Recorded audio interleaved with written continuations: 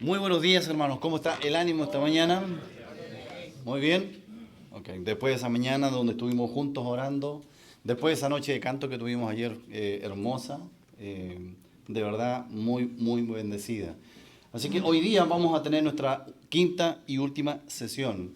Aquí he puesto la agenda solo para que recordemos y repasemos muy rápidamente cada uno de los puntos y nos vayamos en nuestro corazón, en la retina, con aquellas cosas, no con todo, por supuesto, sino que nos vayamos con aquellas cosas donde el Señor puso su dedo. El Señor siempre, esa era su especialidad. Él conocía la necesidad de cada uno mientras caminó por aquí en la tierra. Él conoció, por ejemplo, aquella mujer que tocó su manto. ¿Bien? Nadie sabía, la multitud apretaba al Señor, nadie se imaginaba, todos ignoraban que esta mujer estaba enferma hacía ya 12 años de un flujo de sangre y nadie se imaginaba también las intenciones de esta mujer que traía en su corazón de acercarse y decía, si tan solo tocar el borde del manto del Señor. Y se metió, se escabulló entre la multitud que dice el texto que apretaba al Señor Jesús. Y dice que ella tocó ese manto y ella sintió en su interior que el flujo de sangre se había detenido. Nadie sabía, excepto uno, el Señor. El Señor sabía desde el principio las intenciones de esta mujer. Sabía desde el principio que en su alma había una semillita de fe en Él. Y estaba dispuesto a permitir todo lo que esta mujer quería hacer. Estaba dispuesto a permitir que se acercara, que se escabullera entre la multitud y llegara hasta el borde de su manto y le tocara.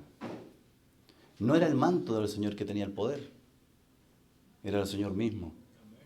Pero el Señor conoce los corazones. Y estoy seguro que a cada uno de nosotros en este retiro le está entregando lo que el Señor sabe que nosotros necesitamos. Hemos hecho un recorrido por diversos aspectos del ancianato. Definitivamente no todos los aspectos del ancianato, pero hemos hecho un recorrido por algunos de ellos. Yo estoy seguro que, así como a mí, hay algunos de ellos donde el Señor ha puesto el dedo allí. A veces para sanar, a veces para curar, a veces para consolar, o a veces para dirigir, u otras veces, como un hermano orado hoy en la mañana, para estimular, para animar en el camino que el Señor nos ha puesto delante.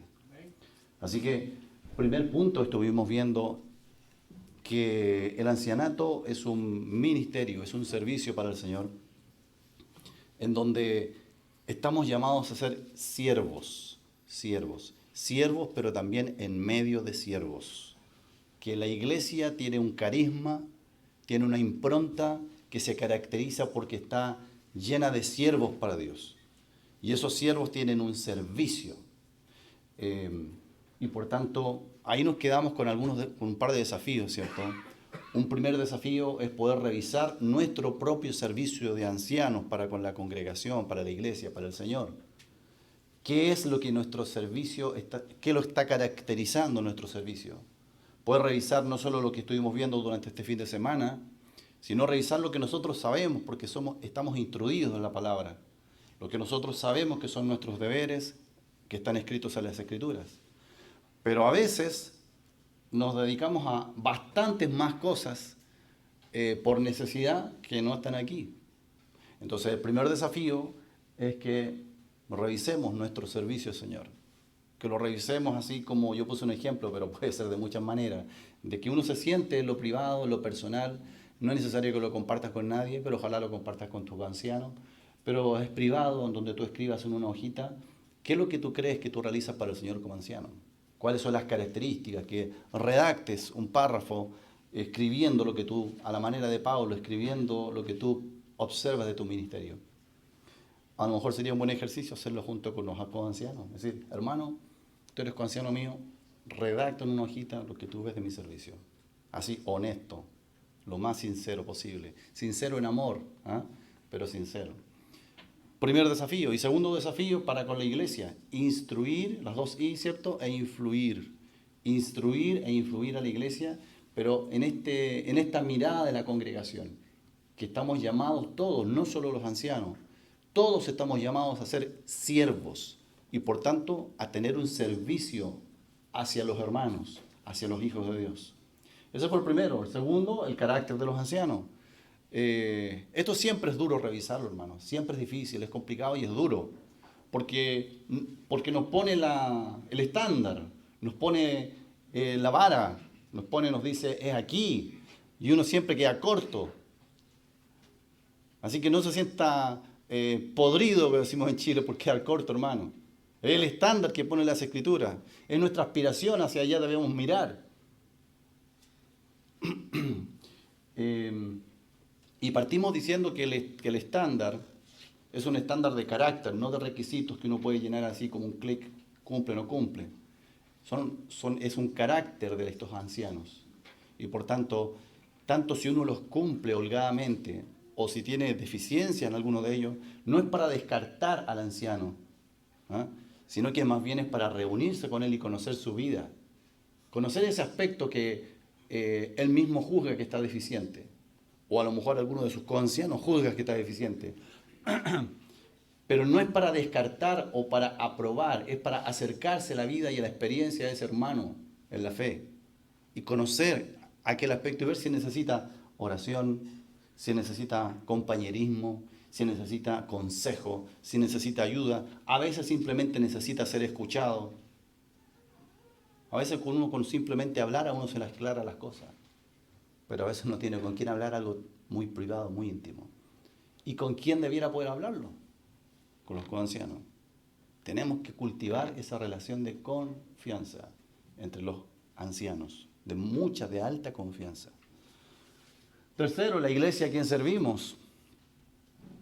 Y aquí estuvimos viendo algo bien específico. La iglesia en la Biblia se presenta con varias características, varias naturalezas que tiene la iglesia, que la Biblia la compara con un edificio, ¿cierto? La compara con un reino de sacerdotes, pero también la compara, y esa es la que estuvimos viendo, con un cuerpo que se edifica a sí mismo, que el mismo cuerpo hace crecer a ese cuerpo, que la edificación no es cualquier edificación, es edificación en amor. Es eso lo que la iglesia está supuesta a crecer. Y para eso Dios designó partes del cuerpo, articulaciones del cuerpo.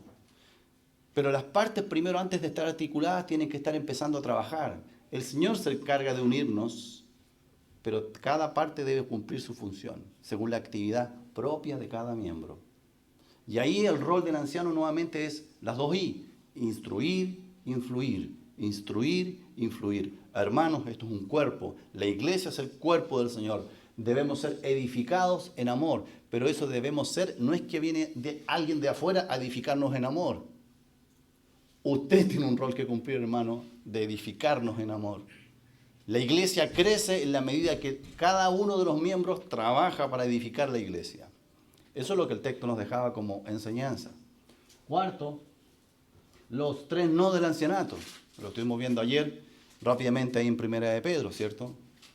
Enseñanza que parte con un ruego de parte del apóstol Pedro.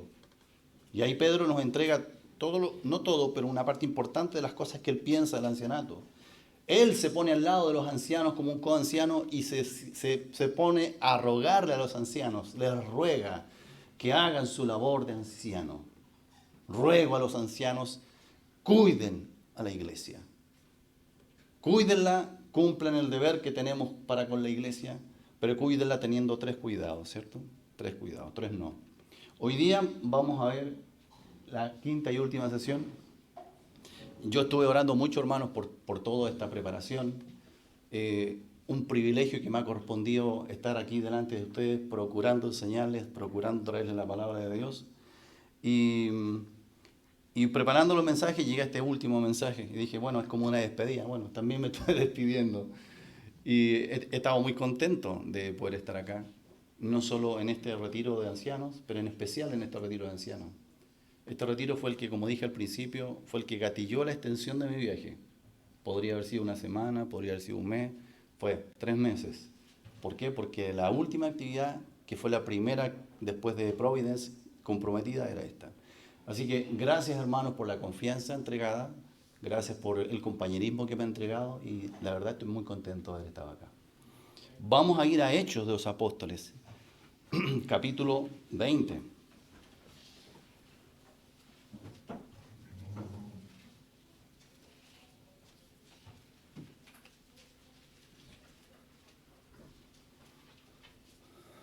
Hechos de los Apóstoles. Miren, hermano, antes de ir directamente al versículo, este evento del apóstol Pablo fue muy significativo.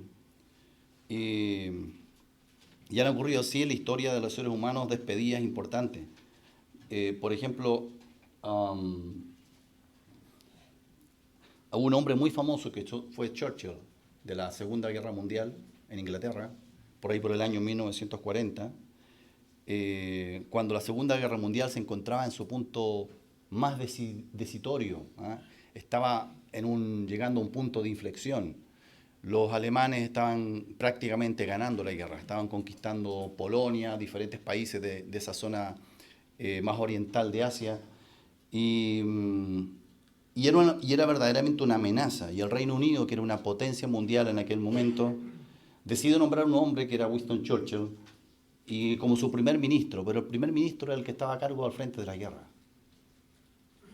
Y lo pusieron a él con la confianza de que él definiera una estrategia que fuera capaz de derrotar a este tremendo enemigo que estaba levantándose. Y al asumir este rol, Winston sabía que la situación era muy grave y que él se enfrentaba a enormes desafíos en esta guerra. Era gravísima porque Hitler estaba presentando un poderío militar tremendo y una inteligencia militar muy avanzada. Entonces, una vez que fue nominado Churchill, el día de su despedida, porque se despedía, no se quedaba como primer ministro ahí en el palacio, se despedía, iba a la guerra, y luego de tener una profunda y sentida despedida con su esposa, con sus hijos, a quienes literalmente no sabía si los iba a poder volver a ver, se dirige y se encamina hacia el Parlamento británico a dar su último discurso, y sintiendo él el peso de la historia, porque comprendía que estaba en una cónclave histórico de la humanidad frente a esta tremenda guerra, sintiendo el peso de la historia ahí en el ambiente del Parlamento británico, y con su espíritu característico que tenía él, un espíritu combativo, aguerrido, en su discurso pronunció las famosas palabras así, que fueron muy conocidas. Le dijo al final: no tengo nada que ofrecerles excepto sangre, esfuerzo, lágrimas y sudor.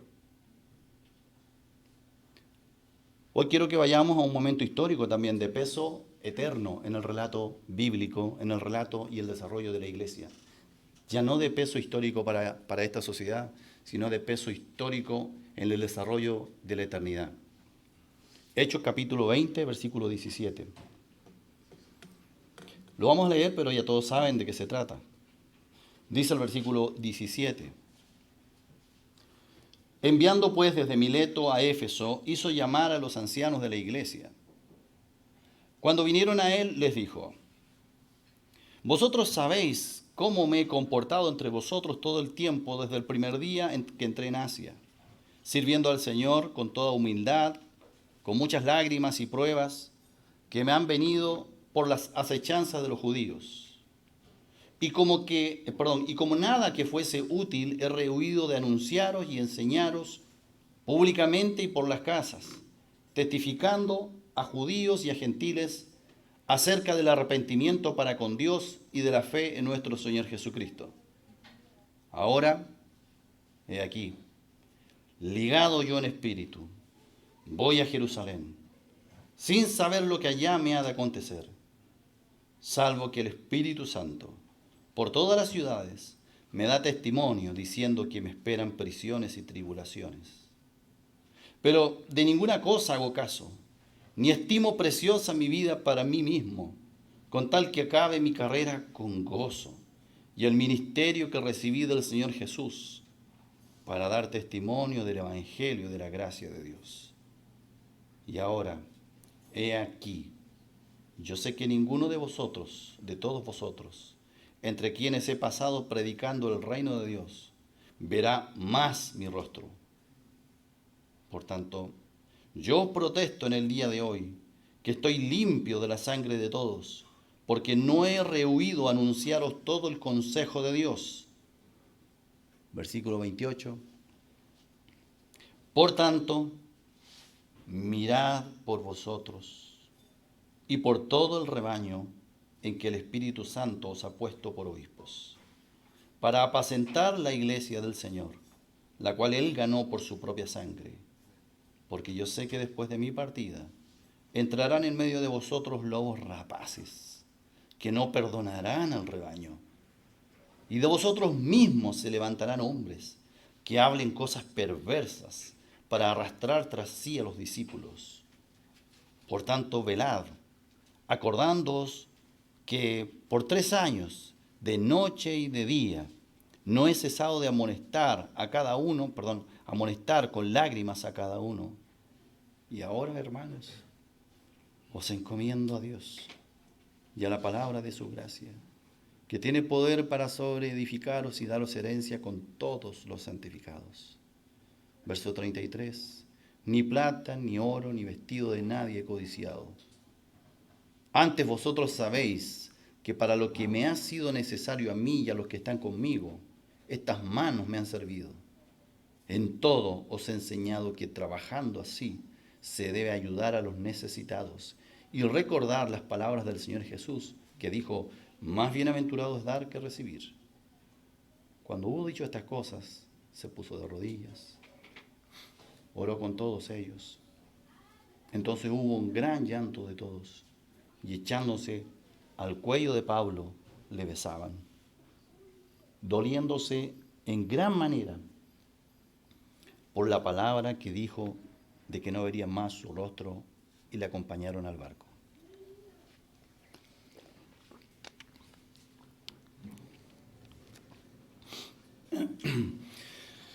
Mileto era un cálido atardecer, probablemente en las costas de Mileto, esa ciudad donde se produjo esta reunión. La brisa del mar seguramente acariciaba suavemente el rostro de estos hermanos ancianos que se reunieron allí. Es muy posible que Mileto, siendo una ciudad costera, hayan tenido esta reunión en la costa. Y mientras los ancianos de Efeso se reunían allí, probablemente en una playa, llegaron y estarían imaginándose y repasando tantas historias de fe y de esfuerzo que habían pasado junto con Pablo.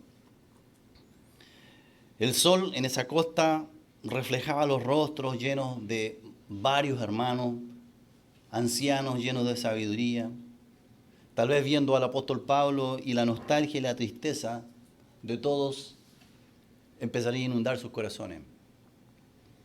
Porque tengo la impresión que ellos sí se imaginaban de qué se trataba la reunión, de que se trataba de una despedida. Tal vez no se imaginaban que era una despedida tan dura como la que Pablo planteaba, de que nunca más van a ver su rostro. Pero sí ellos se imaginaban que se trataba de una despedida. Esa es mi impresión. Y Pablo, el apóstol de los gentiles, que no se destacaba solamente por su estatura, sino que se destacaba principalmente por una profunda carga que llegaba en su corazón.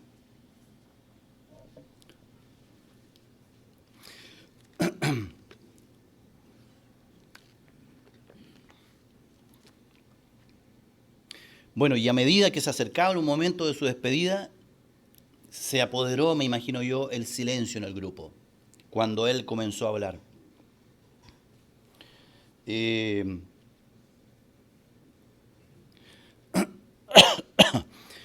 Bueno, probablemente, hermano, yo trato de imaginarme ese momento. Probablemente cada anciano que estaba allí, no sabemos cuántos eran, pero eran varios. Probablemente cada anciano recordaba las enseñanzas de Pablo, porque Pablo estuvo allí entre ellos mucho tiempo. Estuvo en 2 ocasiones y en una de ellas estuvo 3 años. Es decir, Pablo no pasó rápidamente por Éfeso. Los momentos de oración, Pablo mismo les dijo, ustedes saben cómo yo estuve entre ustedes. Estuve entre ustedes enseñándoles incansablemente, de noche y de día, estuve orando con ustedes. Le habla de lágrimas también. Con voz firme, pero con un corazón lleno de emoción, Pablo comenzó a compartir sus recuerdos, las noches en vela, los sufrimientos. Y les recordó que había predicado sin reservas entre ellos. Se lo había entregado todo. Había compartido momentos de alegría, momentos de tristeza. Y aunque Pronto se dirigía a Jerusalén, su amor por ellos no se desvanecía. Pablo les instó a cuidar del rebaño, a estos ancianos, a estar vigilantes ante los peligros. La pasión que Pablo tenía por el Señor y por su obra, yo creo que se palpaba en el ambiente. No fue cualquier reunión. Finalmente el momento culminante llegó, que está por ahí por el versículo 28. Se abrazaron en un gesto de unidad, de amor.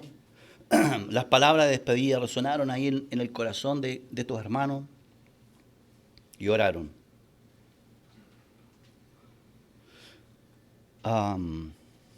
Y bueno, Pablo, con el corazón en la mano,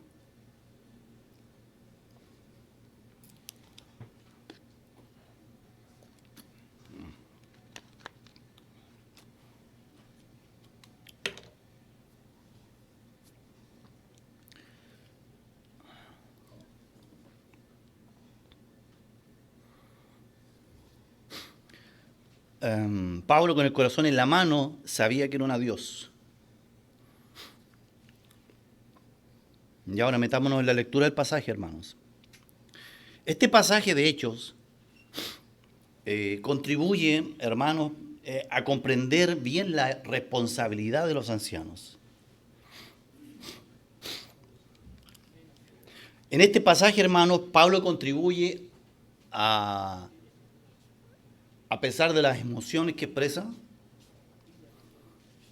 de las emociones que expresa Pablo en esta instancia, este pasaje contribuye, como pocos pasajes de la Biblia, muy poquitos, contribuye a explicar de manera más palpable la responsabilidad de los ancianos. Ayer vimos uno de esos pasajes palpables, Primera de Pedro, pero este es otro, así como que se levanta como una montaña en medio de la Escritura cuando queremos saber de los ancianos. La cordillera de los Andes en Chile es una cordillera que atraviesa de norte a sur. De hecho, no comienza en Chile, comienza más al norte, atraviesa Perú, pero en Chile comienza a levantarse por las alturas. Y hay diferentes montañas en Chile. Y usted desde un avión puede ver la perfecta y hermosa cadena montañosa de los Andes. Pero usted va recorriendo esa cadena montañosa y la va mirando, la ve hermosa, ve cada una de sus montañas con nieves eternas. Y mientras va avanzando en el avión, de repente aparece un macizo así gigante que atraviesa de la ventanita del avión hacia arriba. El Monte Aconcagua, el segundo más grande del mundo, que está ahí plantado. Una tremenda montaña. La cadena montañosa es gigante, pero esta ya es descomunal. Es muy grande. Y impresiona ver la diferencia de altura. Este pasaje es como eso. Yo sé que la Biblia es la palabra de Dios y está en todos lados y tiene la misma autoridad. Pero hay pasajes que revelan y se levantan como una montaña para poder revelar cosas específicas respecto a ciertos temas. Este es uno de ellos. Y es por dos razones. Primero porque Pablo se dirige de manera directa y personal a los ancianos. Y con mucho más detalle del que uno esperaría. Y se dirige a ellos para hablar de sus responsabilidades. Y lo segundo porque es una narración de un evento que tuvo lugar en la iglesia primitiva. Pero no fue un evento general, así, no es un momento en donde Pablo está hablando en términos generales. Está hablando de manera directa a los ancianos de Éfeso. Entonces, cuando uno lee este relato, uno puede ponerse los zapatos de los ancianos de Éfeso.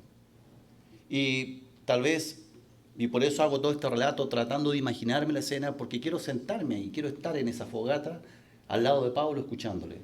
Quiero imaginarme lo que está pasando allí. Quiero sentirme como esos ancianos. Esa es la virtud que tiene este pasaje, si usted lo lee y se dedica a hacerlo. Y a pesar de que el discurso se extiende desde el versículo, todo lo que leímos del versículo 17 al 38, la parte central del mensaje de Pablo a los ancianos está entre el versículo 28 y el 35. Ahí está la médula. Y en el versículo 17, Lucas prepara el escenario para relatar lo que quiere escribir, para explicar el discurso de Pablo que en que llama a los ancianos de Éfeso, a los presbíteros, esa es la palabra griega, ¿cierto? A los presbíteros, a los ancianos. Y les habló. Pablo estaba evidentemente apresurado. Y él lo relata en los pasajes anteriores. Estaba con el tiempo justo. ¿Por qué? Porque él se había propuesto en su corazón estar en Pentecostés en Jerusalén. Y él estaba lejos de Jerusalén en ese instante. Pablo venía viajando de Macedonia, de Grecia, retornando, bajando por las tierras para acercarse a Jerusalén ese día. Pero para él era importante esta reunión. Y estimo yo, hermano, una estimación mía, que Pablo llegó a Mileto a mediados del mes de mayo de ese año. Más o menos a mediados de mayo. Pentecostés se celebraba a principios de junio. Y por tanto él tendría unas 2 semanas para llegar desde Mileto hasta Jerusalén. Según los expertos en viajes en barco de la época, eso tornaría más o menos ese viaje como 13 días. Y estaba a 2 semanas de ese evento. Es decir, Pablo le quedaba poquito tiempo, estaba apurado. Por eso es que lo hizo llamar. Así que si Pablo quería estar ahí para esa fecha, debía mantener su agenda bien estricta, no agregarle más rutas. Y por esa razón, en el versículo 16, que está justo anterior donde comenzamos a leer, dice, porque Pablo se había propuesto pasar de largo a Éfeso para no detenerse en Asia, pues se apresuraba por estar el día de Pentecostés, si le fuese posible, en Jerusalén. Y en ese contexto, y estando en Mileto, una ciudad costera, hizo llamar a los ancianos de Éfeso.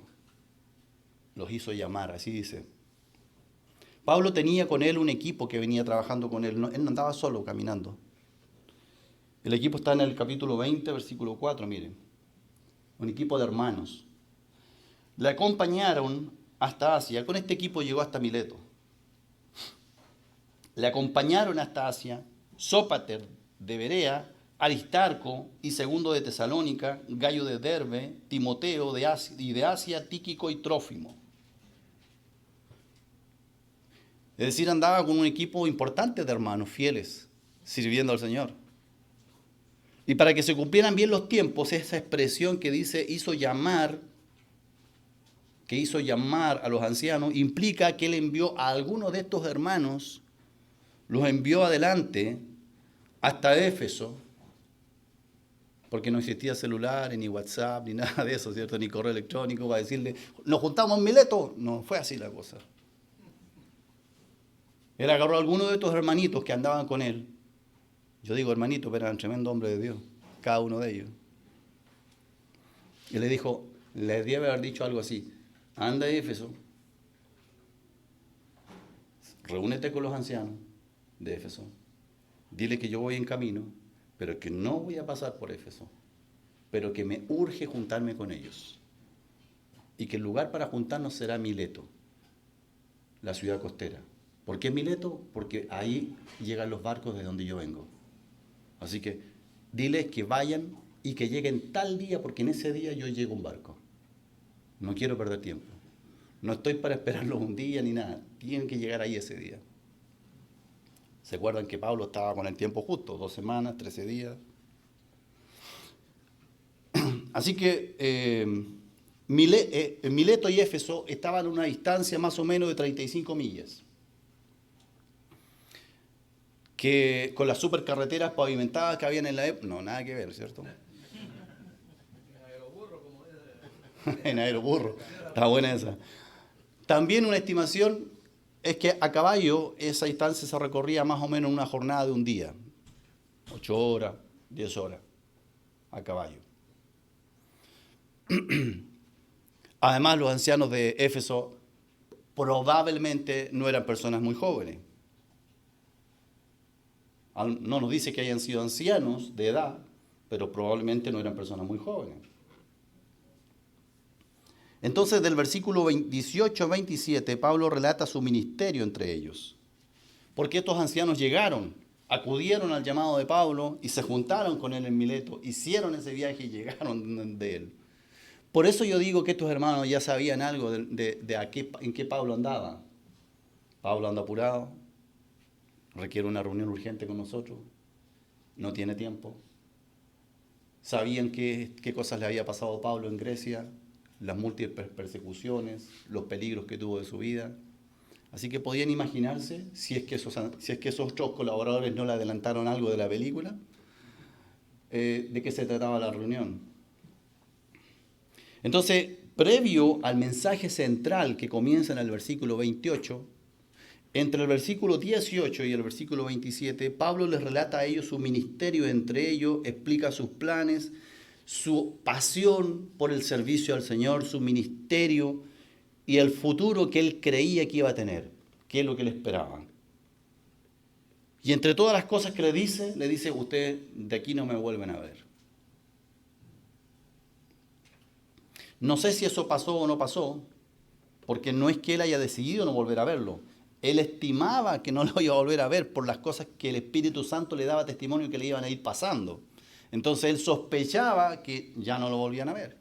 Pero no era que era una decisión de él no volver a verlo. ¿Se entiende la diferencia? Entonces, si uno lee un poquito de historia y trata de trazar un poco Hechos de los Apóstoles y lo junta un poco con la historia, da la impresión, sospecho, que es probable que haya pasado una vez más por Éfeso. Pero es una sospecha, hermano, no está escrito. Da la impresión que entre sus dos encarcelamientos, uno de sus encarcelamientos fue con libertad, como decimos hoy día, ¿cómo? Condicional, y podía caminar, podía circular, ¿cierto? Da la impresión que podía haber dado un viaje hasta Éfeso, o hasta esa zona, no especialmente hacia Éfeso.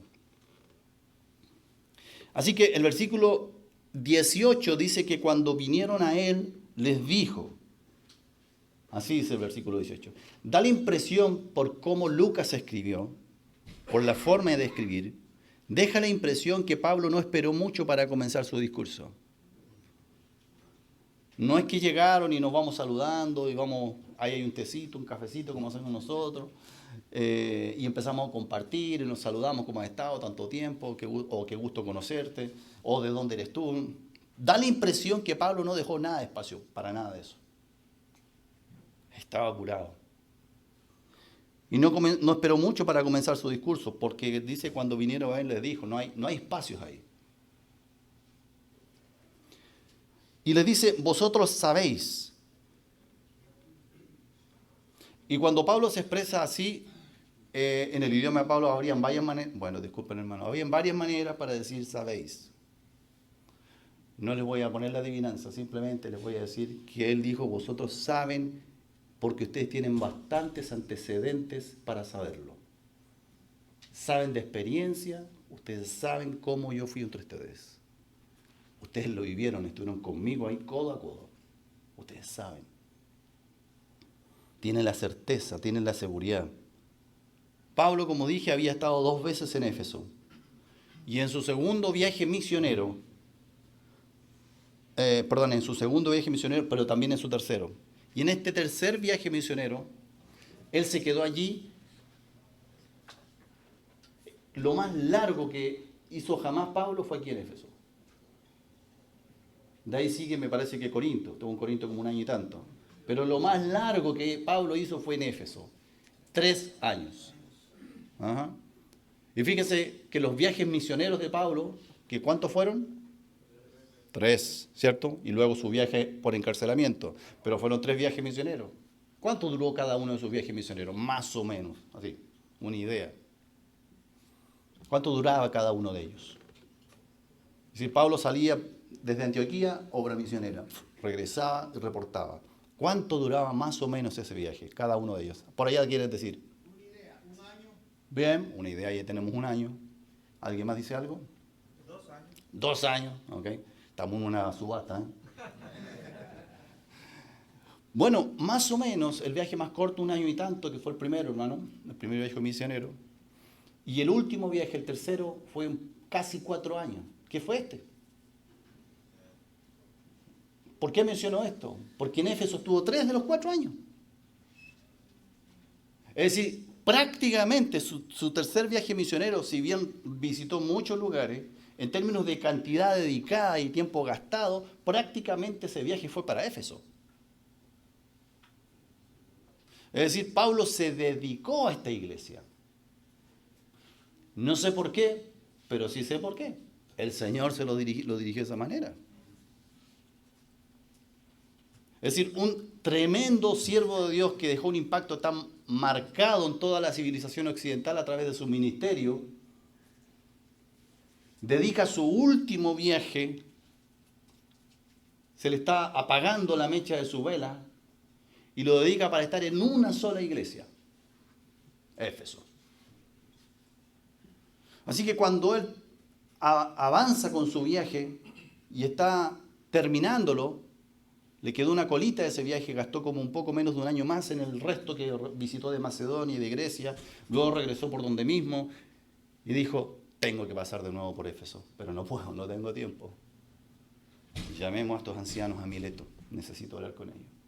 Eran sus amigos, yo creo, hermano. 3 años. Eran sus amigos amados. Y estuvo esos 3 años. Y al final de esta sección, previa a la instrucción para los ancianos, les dice, les entrega una perla de dicho, una perla escrita, una perla para todo siervo de Dios, una perla enmarcada tal vez, que podríamos enmarcarla en un cuadro, tal vez, pero no en un cuadro de la casa, sino en un cuadro de la conciencia y del corazón. Porque le dice, pero de ninguna cosa hago caso ni estimo preciosa mi vida para mí mismo, con tal que acabe mi carrera con gozo y el ministerio que recibí del Señor Jesús para dar testimonio del Evangelio de la gracia de Dios. Y antes de comenzar su discurso a los ancianos, les declara 2 cosas. Ninguno de ustedes verá más mi rostro. Y lo segundo que les dice, he cumplido con todos ustedes y les he entregado todo el consejo de Dios. Por decirlo así, en términos bien buenos, no malintencionados, se está diciendo, yo ya hice con ustedes el trabajo full, completo, hermano. Y yo creo que Pablo, si hay un grupo de ancianos, y no solo ancianos, de iglesia, con el cual podía decir esto, no era con todos. Porque por Tesalónica estuvo 15 días, pero con ellos estuvo 3 años. Entonces, con total propiedad, Pablo les dijo, yo les entregué yo me desgasté con ustedes. Y les entregué todo el consejo de Dios. Todo. Cuando yo leo esa expresión, digo, ojalá yo pueda retirarme así.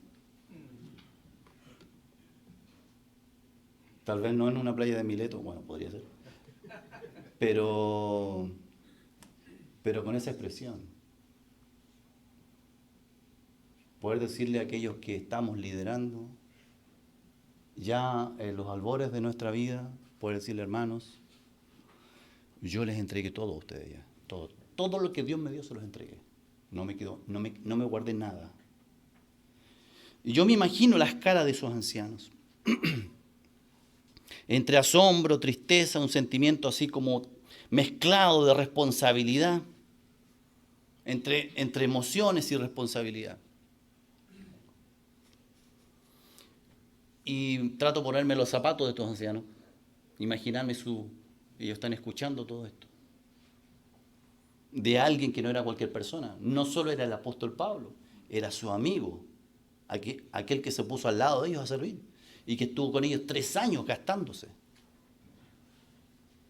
A esas alturas, estos hermanos ancianos ya comprendían que el que tenían al frente no era cualquier persona. Era un hombre que había regado toda Asia, toda Macedonia y toda Grecia y que llegó hasta Roma mismo regando el Evangelio de Dios. Y lo había hecho con poder delante del Señor. Y a ese hombre ellos lo habían tenido full time dedicado 3 años a ellos. Y ese hombre les está diciendo, tomen, aquí está la posta. ¿Le dicen así acá, a la posta de carrera? Que entregan el testigo. Aquí está el testigo. Yo creo que se sentían así ellos. Me están entregando el testigo.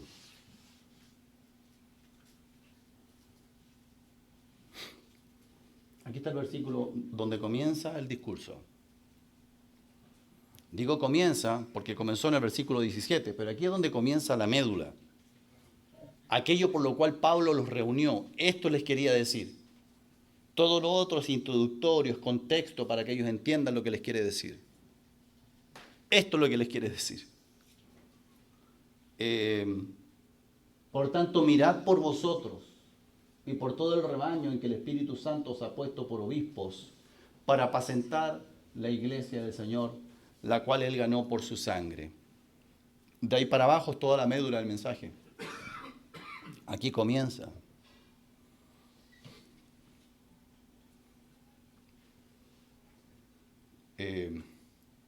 ¿Cuál es la principal palabra allí? Que gatilla el versículo. La raíz de todo. La raíz de todo. De ahí se agarra todo el versículo y ahí está la importancia del versículo. A ver. Les voy a dar una pista. Siempre que quieran saber dónde está la raíz, o la parte donde comienza el versículo, debe ser un verbo. Ok. Puesto, mira, apacentar. Por tanto, no es un verbo. Ok. Mira.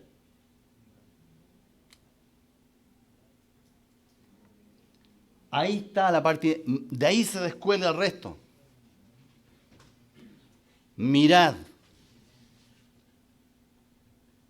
Y Pablo no lo dice como decir una simple palabra, mirad. Oye, mira que se está cayendo un plato. Ay, justo. Wow. Apunta otra vez. Voy a tener cuidado. Ay, no. No, estaba todo preparado, yo le dije al hermano. Mirad. Lo dice de manera premeditada, con intención, con intensidad, con fuerza. Mirad. Como la primera responsabilidad delegada por Pablo. Le está entregando el testigo. Le está diciendo, por 3 años yo estuve mirando. Por 3 años yo tenía este testigo de estar mirando entre ustedes. Yo tomé ese testigo de parte de Dios, Dios me lo entregó a mí. Yo me quedé 3 años porque Dios me dirigió quedarme 3 años entre ustedes. Pero ahora yo no más. Mirad.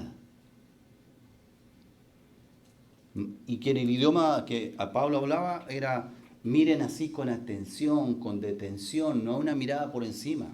Deténganse a mirar lo que les estoy diciendo. Y nuevamente pone delante de nuestros ojos las Escrituras, porque aquí ya no es solo Pablo, Pedro lo hace lo mismo. Nuevamente pone delante de nuestros ojos, para hablar de nuestras responsabilidades, las palabras episcopos, que es obispo, poimano, que es apacentar, pastores, y aquí y más abajito también ancianos. Es decir, nuevamente pone en nuestra mirada las Escrituras, ya no solo Pablo, pone las Escrituras, ponen estar atentos, mirar, cuidar, guiar, proteger. Al igual que las Escrituras ya revisadas en Pedro y en los otros pasajes, siempre en plural. Es decir, esto está marcado por todo el Nuevo Testamento, desde Hechos hacia en adelante, está regado por todos lados, la pluralidad de ancianos. Son los ancianos, los presbíteros, los supervisores, los episcopos, eran los ancianos de la iglesia, quienes debían prestar atención, debían mirar al rebaño y cuidar a la iglesia. Es decir, un cuerpo, le llamamos cuerpo de ancianos, o equipo de ancianos, o como queramos llamarle, pero un cuerpo de ancianos, un conjunto de hermanos que tienen y han respondido al llamado de ser presbíteros, ancianos, obispos en medio de la grey. Un conjunto de hermanos que trabajan juntos, que se aman, que se cuidan entre ellos para cuidar a sí mismos a la grey. Y nuevamente se puede observar una iglesia que existe en un lugar particular y que es dirigida por una pluralidad de ancianos. Es decir, nuevamente se observa que los ancianos son responsables de cuidar, guiar, proteger. Y que esa responsabilidad es para con la iglesia local donde están. También es importante notar cómo Lucas escribe al vincular el trabajo y responsabilidad de estos ancianos con la iglesia. Porque dice el texto, mirad por vosotros, por todo el rebaño, en que el Espíritu Santo os ha puesto por obispos. En que el Espíritu Santo. Creo que puse por aquí una aclaratoria. Aquí hice nuevamente un poco el trabajo de diagramar el texto. Por tanto, mirad por vosotros y por todo el rebaño. Ese es el centro del mensaje que está entregando Pablo. Pero aquí yo agregué una expresión para que se entienda lo que está diciendo el texto. Aquí dice, mirad por vosotros y por todo el rebaño en que esa partecita de ahí. Y por todo el rebaño en que el Espíritu Santo, por todo el rebaño. Mirad por vosotros y por todo el rebaño. Me refiero al rebaño en que el Espíritu Santo. ¿Se entiende la aclaración? Lucas está siendo explícito en decir que se ocupen de ese rebaño, del de Éfeso. Que ahí es donde tienen una ocupación tremendamente importante. Que es ahí donde ellos deben apacentar, deben mirar, deben cuidar. Son detalles, hermanos, pero son detalles importantes de la Escritura. Lucas podría haber escrito de diferentes maneras esa expresión, pero al colocarlo así, en donde el Señor los ha puesto, son ancianos en la iglesia donde el Señor los ha puesto, y no dice sobre la iglesia, ni bajo la iglesia, ni a un costado de la iglesia, ni adelante de la iglesia, ni al frente de la iglesia, sino que dice en el rebaño, en la iglesia. Además escribe todo en una misma frase. Mirad el rebaño donde el Espíritu Santo los ha puesto. Es decir, la frase también está escrita de tal manera de destacar a aquel que los puso. Que han sido puestos por el Espíritu Santo de Dios. ¿Por qué Pablo se detiene a aclararles esto a estos hermanos? Porque para ellos era mucho más fácil que para nosotros confundirlo. Porque Pablo visitaba las iglesias con su autoridad apostólica y nosotros tendemos a imaginarnos a 2000 años de distancia, tendemos a imaginarnos que Pablo llegaba a una iglesia y designaba así, tú, ancianos, de ahora para adelante. ¿Pero por qué? Yo soy apóstol. Tendemos a imaginarnos así la designación de ancianos que hacía Pablo. Porque estamos a 2000 años de separación de ese evento. Pero, y los ancianos que estaban aquí en aquel momento podrían pasarse la película que era así también, porque ellos vieron a Pablo designando. Pero él se detiene a decirle en que el Espíritu Santo, no yo.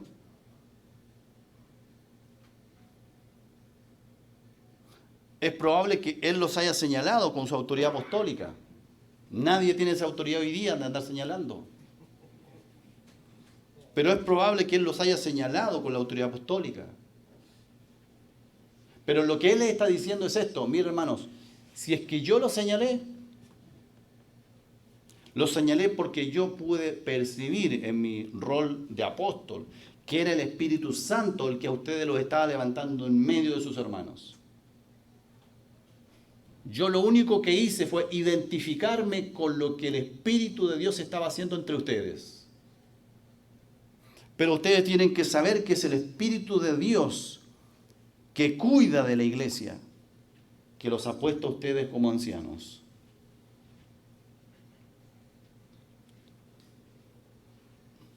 De hecho, no sé si lo puse bien aquí, pero las comas en el texto español están mal puestas. No digo mal puestas, no. Están puestas de diferentes maneras. En el texto español están puestas así, por tanto mirad por vosotros, coma, y por todo el rebaño en que el Espíritu Santo se ha puesto por obispos. Así. Pero en el original están puestos distintos.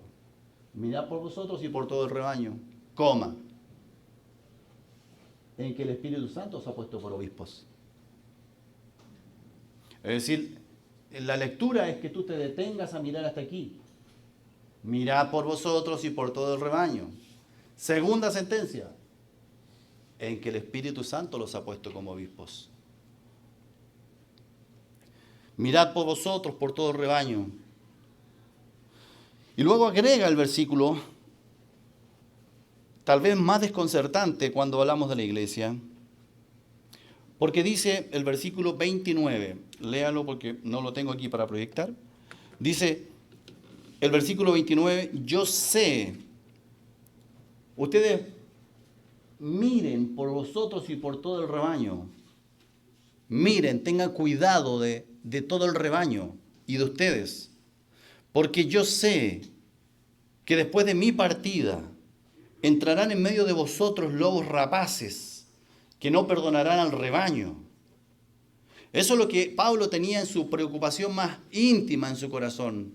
No era lo único, habían 2 o 3 cosas más, pero esto era por lo que partió, era una de sus preocupaciones fundamentales, por las cuales hizo llamar a estos ancianos para decirles, miren por vosotros y por todo el rebaño.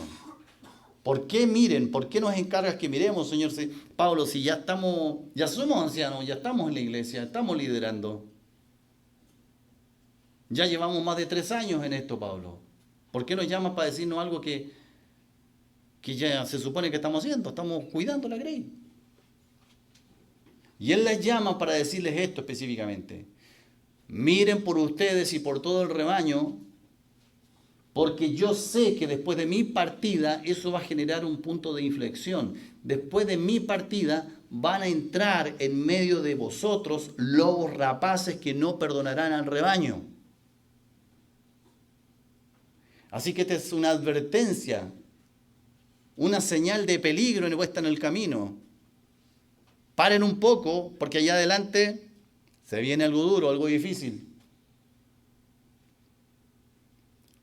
¿Cómo es posible? Cuando uno lee un versículo así, lobos rapaces. Pablo se expresa así, lobos rapaces. Pero no solo dice eso, dice, entrarán en medio de vosotros. ¿Cómo es posible? Pero además dice que no perdonarán al rebaño. ¿Quiénes son esos vosotros? En medio de vosotros. ¿En medio de quién entrarán? Alternativa A, yo soy de alternativa, sorry. Alternativa A, van a entrar en medio de vosotros los ancianos. Alternativa B, van a entrar en medio de vosotros la iglesia. No veo más alternativa, pero esas dos. Pero no veo una sola, hay que decidir, hay que entender a quién le está diciendo. ¿Entrarán en medio de vosotros los ancianos, estos lobos rapaces que no van a perdonar al rebaño? ¿O entrarán en medio de la iglesia estos lobos rapaces que no perdonarán al rebaño? ¿B? Todas las anteriores. ¿Cuál más? La A, ok. A y B, ok. ¿No hay más? Ok. Bueno, yo creo que la B incluye las dos. Porque la iglesia los ancianos son parte de la iglesia. Ok, ok. Y la iglesia es la iglesia completa. Ok. Vamos a ver, ahí están haciendo una imagen de que se están imaginando todo. ¿Qué fue la pregunta? La pregunta es esta, hermano. Pablo les dice así: yo sé que después de mi partida entrarán en medio de vosotros los rapaces. La pregunta es esta. ¿A quién se refiere en medio de vosotros? Alternativa A, entrarán en medio de vosotros los ancianos. O alternativa B, entrarán en medio de vosotros la iglesia.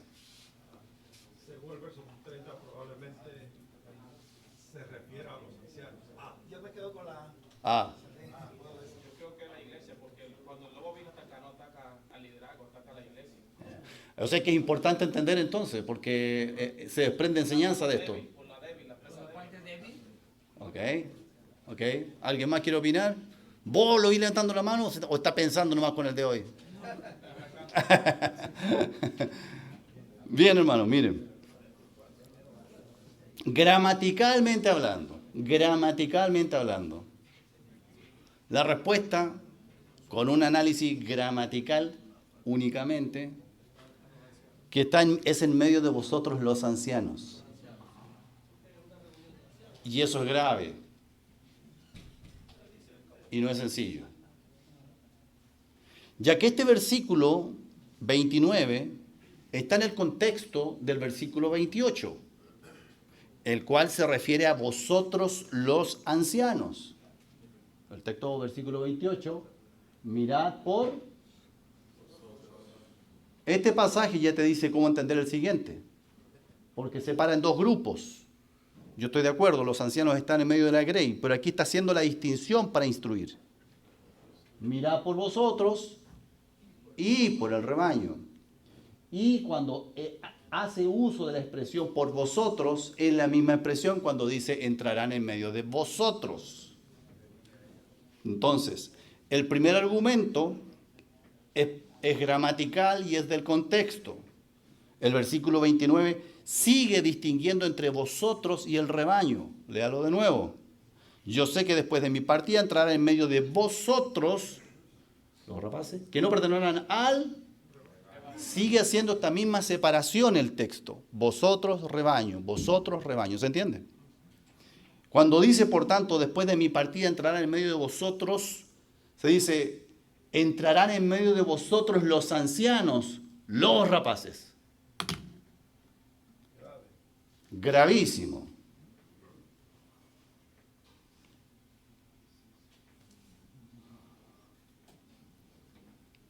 Además, también es un argumento gramatical de que sigue el patrón del versículo 28. Dice que entrarán. Así se expresa. A la iglesia no se entra, hermano. A la iglesia se es añadido. Y se es añadido por Cristo. La iglesia no es una membresía donde tú entras. En la iglesia tú te conviertes a Cristo y Cristo te añade a la iglesia. No entras. Pero al cuerpo de ancianos sí se puede entrar. Ahí sí se entra. Es decir, la forma de expresarse también habla de eso. Así que entendiendo que se refiere que estos lobos rapaces van a entrar en medio del cuerpo de ancianos. Y con eso no estoy diciendo que estos lobos rapaces van a ser ancianos necesariamente, pero van a estar muy cerca, apegaditos a este cuerpo de ancianos. Da la impresión que son parte del cuerpo de ancianos. No necesariamente en la formalidad son ya parte del cuerpo de ancianos, pero están ahí apunta. Ahí es donde ese lobo rapaz quiere meterse, en ese círculo. ¿Estarán aquí? Yo no quise decirlo, hermano. De hecho, entraron por las cartas que Pablo le escribió a Timoteo. Bueno, entraron. Sí. Pero fíjese, vamos a seguir viendo eso, hermano. Fíjese primero en el mecanismo que está delineado en el texto. El mecanismo. Pablo les dice así, primeramente. Miren por ustedes. ¿No les llama la atención que hable así? Ay, se cambió todo.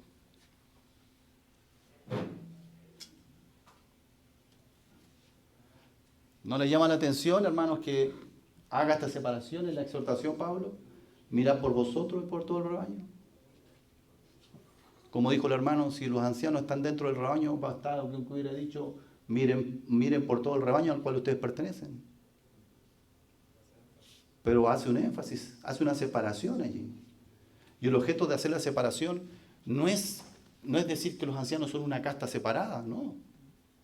Está expresándose porque él tiene una preocupación por el cuerpo de ancianos. Específica. Miren por ustedes. Cuídense, en otras palabras. La palabra mirar ya dijimos que era pastorearse, apacentarse, cuidarse. No alimentarse, sino protegerse. Estar mirándose entre ustedes. Cuídense, vigílense, protéjanse, pastoréense entre ustedes mismos. Sean unidos entre ustedes mismos. Sepan amarse, sepan perdonarse. Sepan apoyarse. Sepan acudir en socorro del hermano que está con un problema. Sepan convivir como ancianos. Miren por ustedes, porque entre ustedes van a entrar lobos rapaces. Estamos hablando del mecanismo.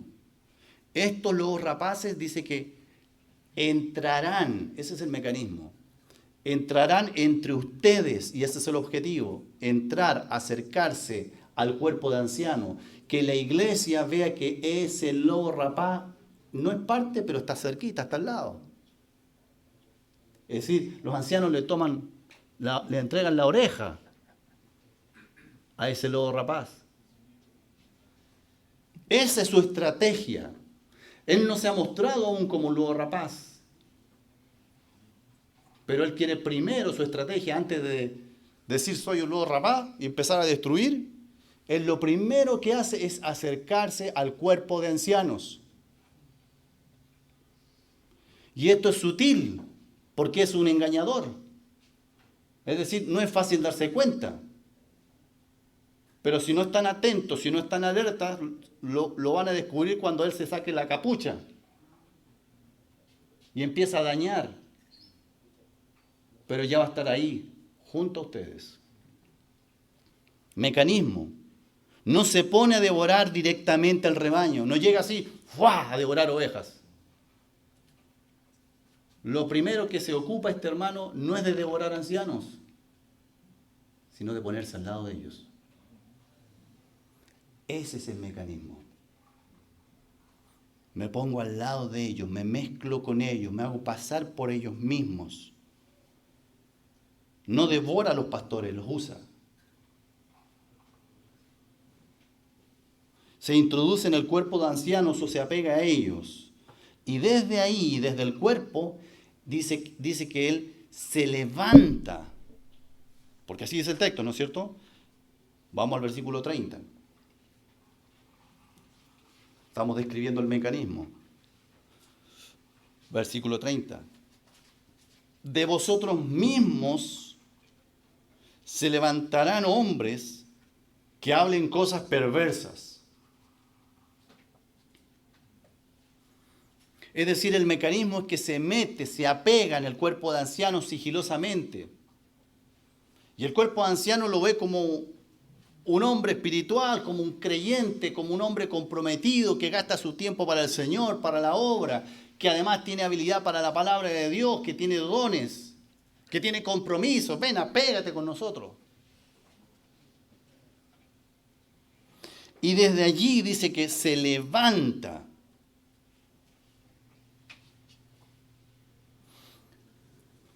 En la iglesia, ¿cómo se levanta un hombre capaz de hacer cosas buenas o cosas malas? Pero ¿cómo se levantan?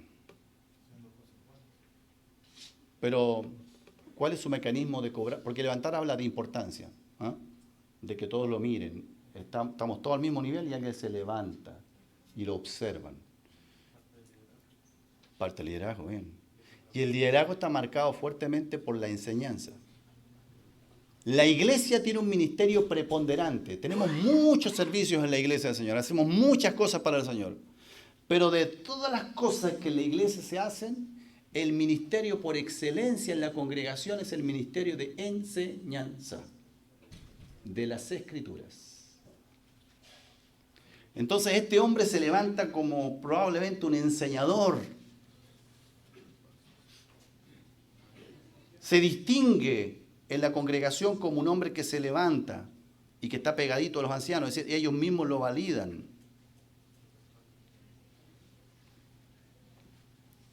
Y Pablo dice, como dijo el hermano acá, no dice así, y probablemente, posiblemente entrarán lobos rapaces. No dice así, ¿no? No dice como una posibilidad. ¿Cómo lo dice? Con una certeza. Entrarán, dice. No nos dice, ojo, porque puede ser que se dé esto. No dice así. Dice, entrarán después de mi partida en medio de ustedes los rapaces. Se expresa así, yo sé. En otras palabras, dentro del mecanismo, no es algo que podrán distinguir con facilidad y no es algo que podrán evitarlo en el 100% de los casos. Es algo que sucederá. Por tanto, vuelve al texto. Mirad. Por tanto, mirad por vosotros, en primer lugar. Y yo les hago una pregunta reflexiva, me gustaría que hablaran en este mensaje. ¿Cómo puede un cuerpo de ancianos, o mejor dicho, no un cuerpo de ancianos, un anciano en particular, cada anciano en particular, de qué formas tiene cuidados a nivel personal este anciano en este contexto? No para con la iglesia, aquí no está hablando en primer lugar de la iglesia, sino por vosotros. ¿Cuáles son los cuidados que un anciano en particular debe tener en su vida personal? Mencionemos de uno. La doctrina. ¿Doctrina? ¿Qué significa eso? Tiene que conocer bien Conocer la doctrina. Ok, ¿qué más? ¿Cuáles son los cuidados personales que un creyente, que es un anciano, debe tener primeramente para con él mismo? El testimonio, ok, van dos. Estar en santidad, ok, ¿qué significaría eso, hermano? Su vida espiritual, ok, perfecto. ¿Qué más? Ser ejemplo, ¿qué dijo? Intimidad con Dios. Devoción personal, la intimidad con Dios. Bien. Oración. Eso es algo personal, ¿cierto? Cuidar tu vida de oración. ¿A quién? Muy bien. La sujeción al Señor, eso se traduce en obediencia al Señor. ¿Qué más? Allá, hermano Sergio. conocedor de la palabra. Muy bien. ¿Está de acuerdo con el hermano Zavala, usted, hermano? Conocedor de la palabra de Dios. Bien. ¿Qué más? Ah, firmeza. No entendía mucho. Firmeza. ¿Firmeza en qué sentido, hermano?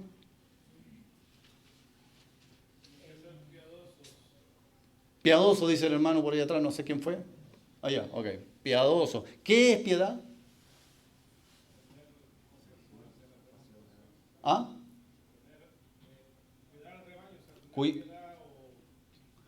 Cuidar al rebaño, pero estamos hablando de cuidados personales, antes de salir al rebaño. Antes de salir al rebaño, ¿cuáles son los cuidados personales? ¿Sí? Ah, alguien en cargo de ti que te exhorte, que te guíe, que te corrija. Ok. Tener una amistad cercana, piadosa. ¿Ah? Ok, ¿qué más? La prudencia. Prudencia. ¿Prudencia en qué sentido? En general, en cómo se maneja, ¿me entiendes? Lo que él hace, familia, Ok, muy bien. Su familia, ¿sí? Yo también que a veces en el asunto de tu propia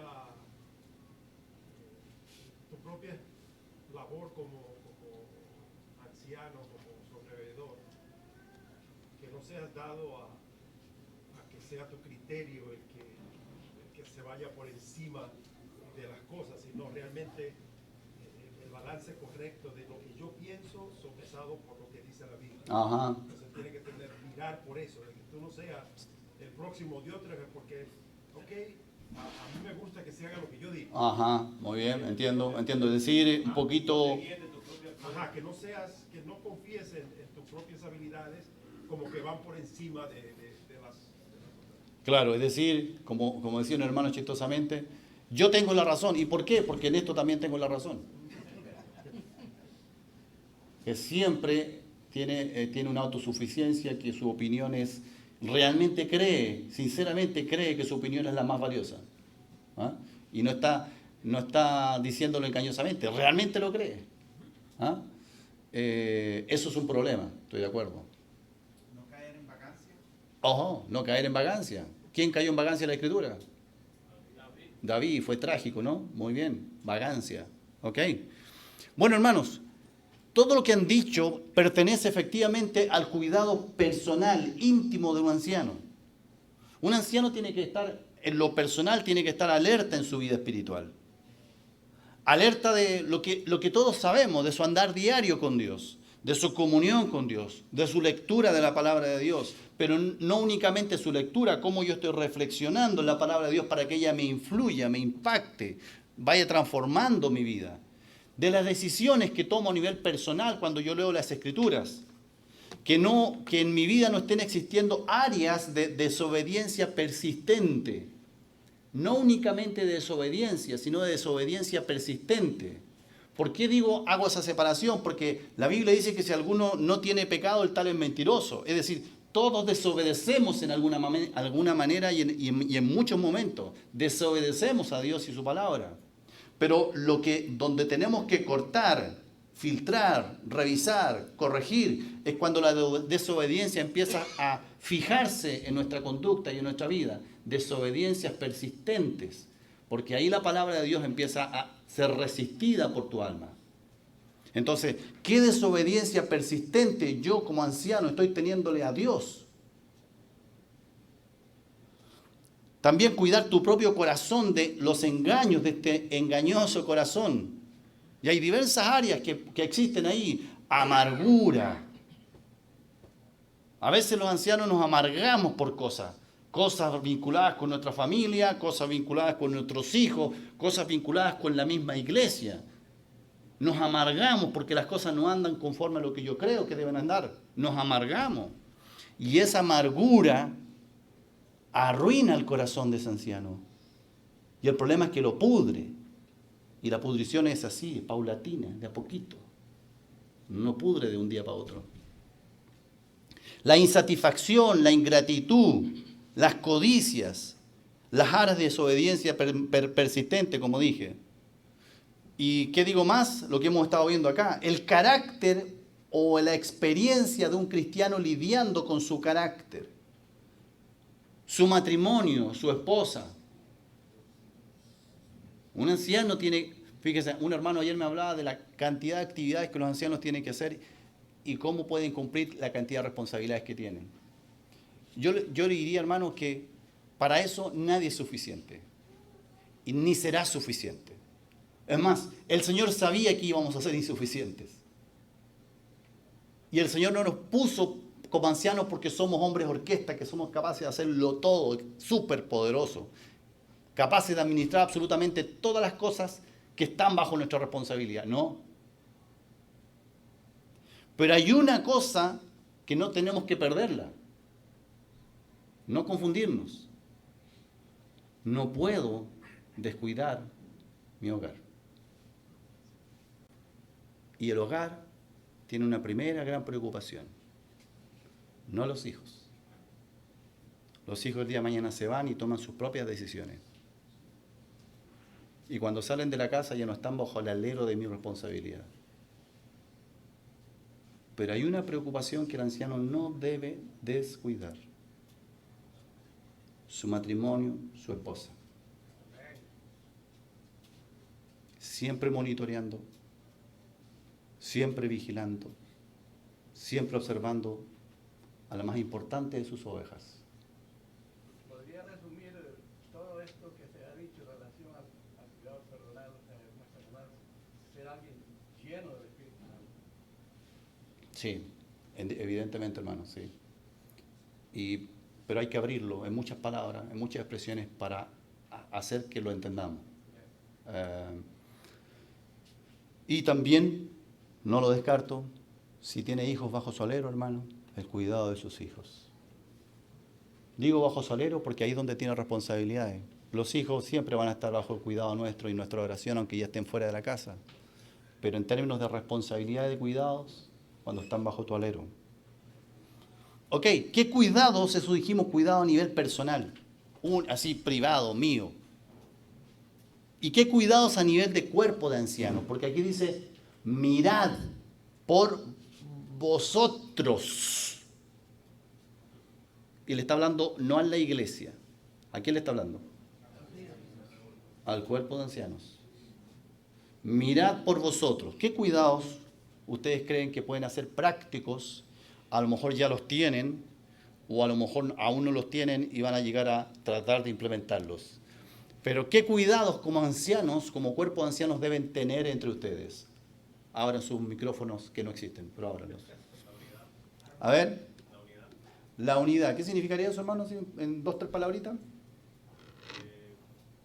Lo peor es cuando uno le devuelve la pregunta, ¿no? Pero Hay comunicación, hay coordinación, hay mansedumbre también para admitir cuando una decisión pues no es lo que yo pienso, sino que en conjunto, como dice la palabra, en multitud de sabios hay consejo. bien, ok. Comunicación, unidad. Bien, hermano. ¿Qué más? ¿Qué cuidados del cuerpo de ancianos? Debe haber genuinidad entre ellos, que sean sinceros, que no hayan escondites entre ellos. Ah, qué importante eso, que no hayan escondites. No había pensado en esa expresión, escondites. A veces nos escondemos, hermano, entre ancianos. Hay áreas que las tenemos ahí, escondiditas, es mía personal. ¿Ah? Pero es mía personal porque sabemos que está mal. No la tenemos escondida porque es bonita. La tenemos escondida porque está mal. ¿Ah? Pero a veces hace muy bien abrirla. Y más que a veces, abrirla a su coanciano. Exponerse. ¿Quién dijo humildad? En humildad decirle, hermano, mira, tengo este tema. Tengo esta bolsita con una manzana podrida. Está mal, tengo que cambiar, hermano. Ayúdame orando por mí. ¿Ok? ¿Qué más? El ego. Ay, hermano. Bueno, tengo una pregunta respecto a todo lo que ha dicho ahí del rebaño y de nosotros. ¿Ok? ¿Eso tiene que ver con la cizaña y el trigo?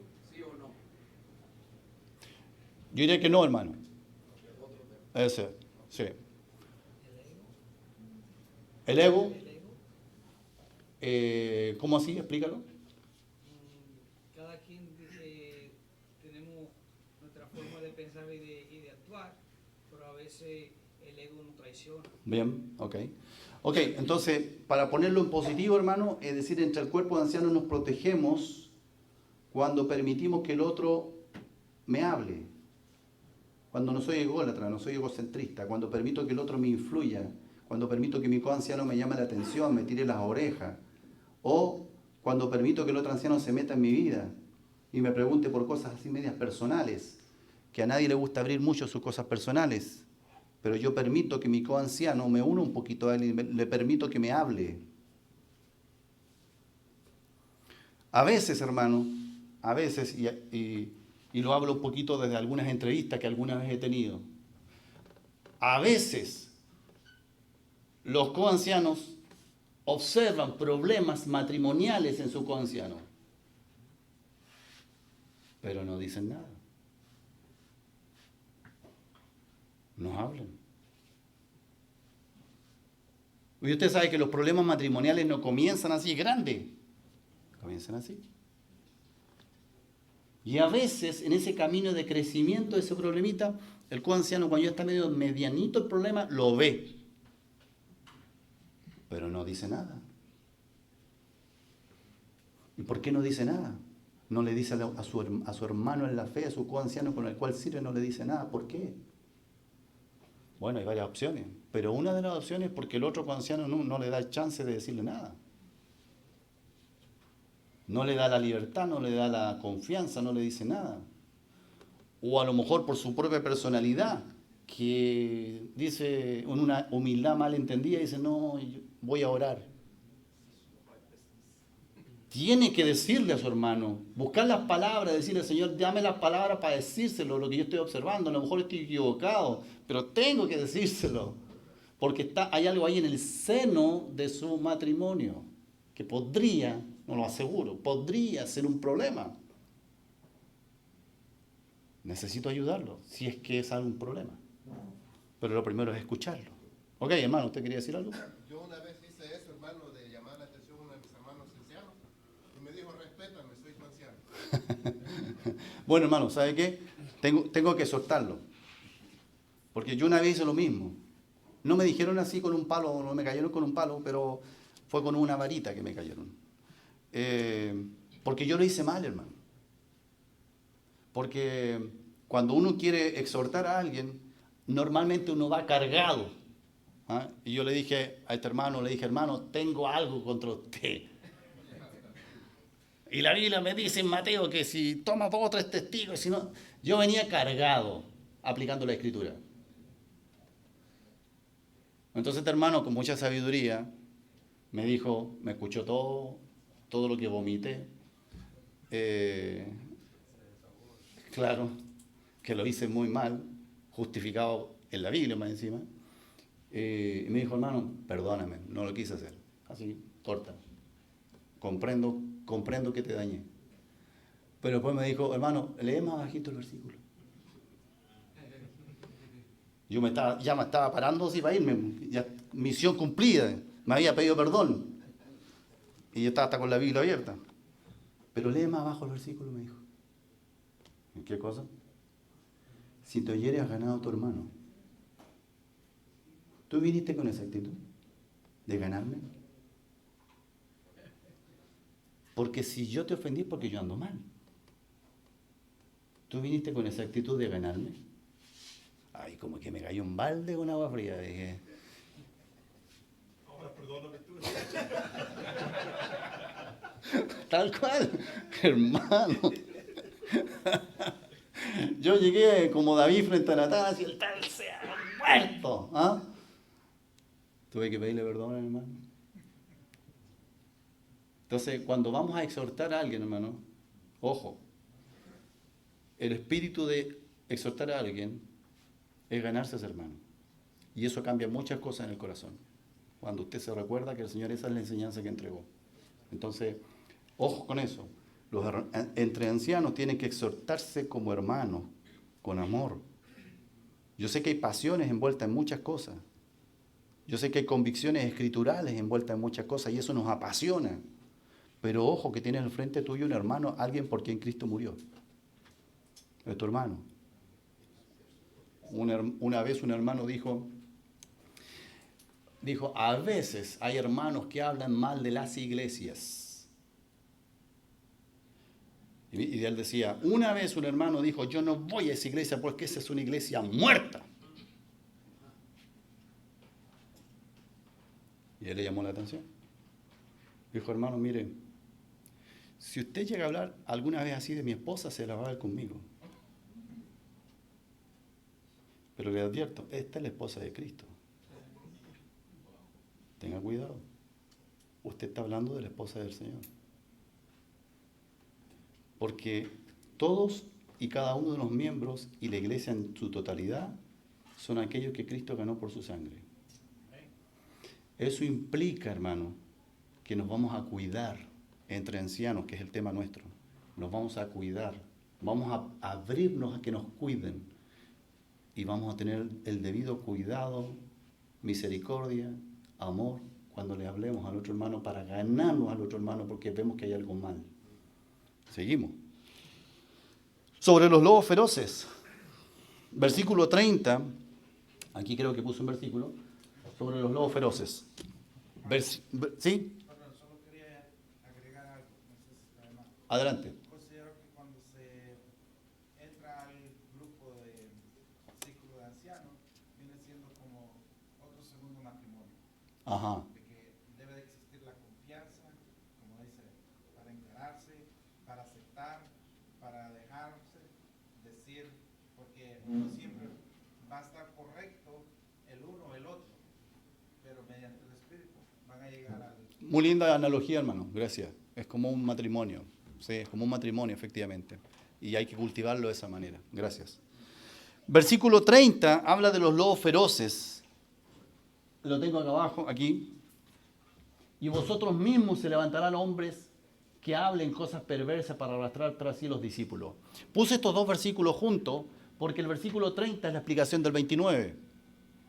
El versículo 29 habla de una metáfora, de un símil, lobos feroces, pero no es que van a entrar lobos, literalmente. Lobos feroces, que dice que no perdonarán al rebaño, hablando de que se lo van a comer, pero eso no es lo que va a ocurrir. Entonces Pablo, para no dejar duda, lo explica ya en el versículo 30. Es decir, el versículo 30 no es información distinta o adicional a la del versículo 29. Entrarán en medio de vosotros, subrayé lo que es equivalente en cada frase. Entrarán en medio de vosotros los rapaces, y de vosotros mismos se levantarán hombres que hablen cosas perversas. Es decir, los lobos rapaces son hombres. Hombres que, creyentes, que al menos que han profesado ser cristianos, que se han profesado convertirse a Cristo. Y a ojos nuestros no nos queda duda de dudar de su profesión de fe. Hombres que dan evidencia en su vida de que Cristo parece ser que está en su vida, está obrando en sus vidas. Y hombres que entran y que se meten entre vosotros mismos, entre los ancianos. Digo, no necesariamente en el cuerpo de ancianos, pero apegadito a ellos, junto a ellos. Toda la iglesia ve que como que si fueran parte. No han hecho ningún reconocimiento oficial ni nada por el estilo. A lo mejor incluso los ancianos están pensando que podría ser un anciano, pero está ahí al ladito, está cerquita. Y por eso dice que de vosotros mismos, estos hombres, que los denomina lobos rapaces, dice que se levantarán. Cuando dice que entrarán, quiere decir que se levantarán entre ustedes esos hombres. Cuando dice que se levantarán, no es que están sentados y se paran, sino que es que cobran importancia, relevancia entre ustedes estos hombres. Ojo, hermanos, cuidado con los hermanos, entre nosotros, cuidémonos. ¿Cómo se levanta un hombre en la iglesia? No es que se levanta físicamente. Un hombre se levanta en la iglesia cuando se levanta en el principal y gran magisterio que tiene la iglesia, que es la enseñanza. Un hombre se levanta en la iglesia cuando empieza a enseñar. Y cada vez enseña un poquito más.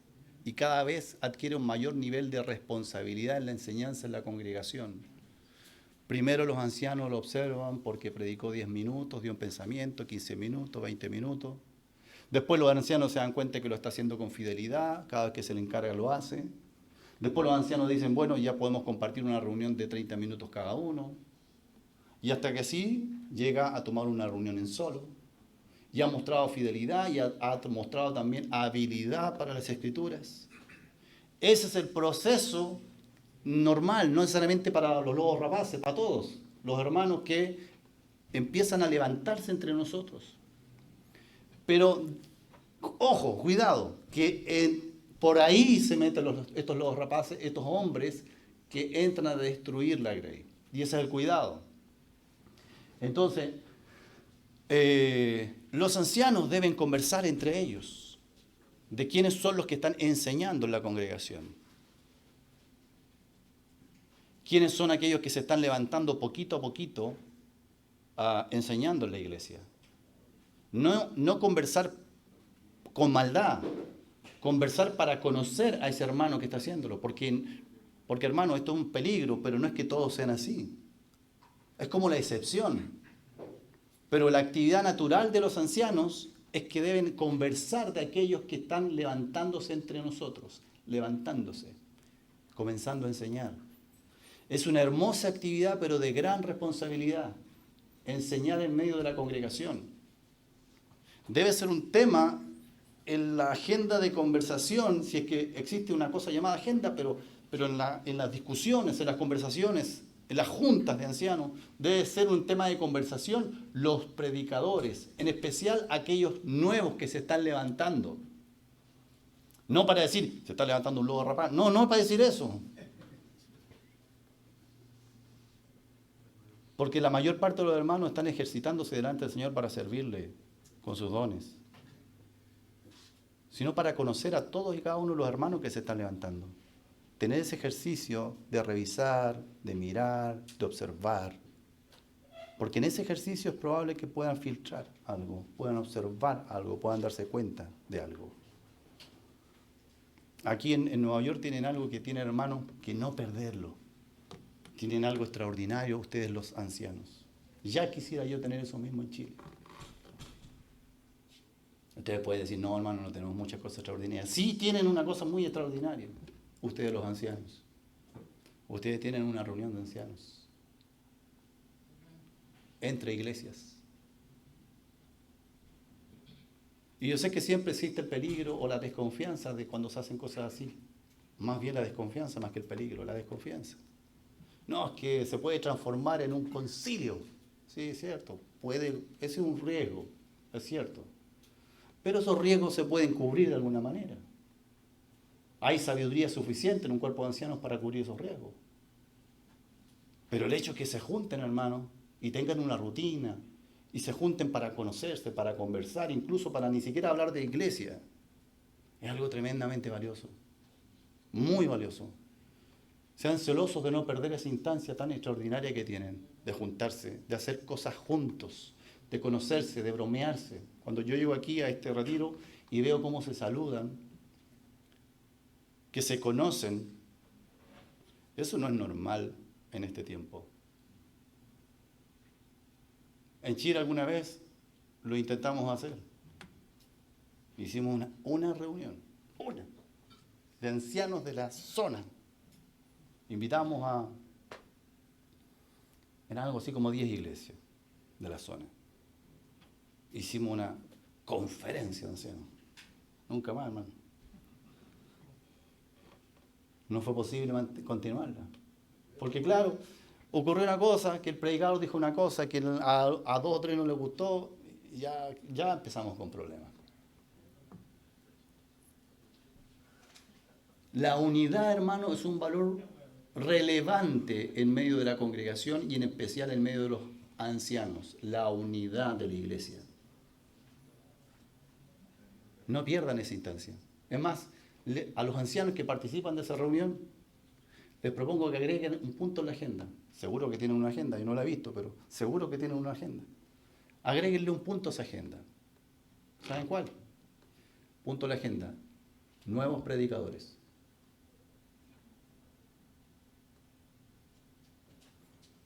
Un punto de chequeo nada más.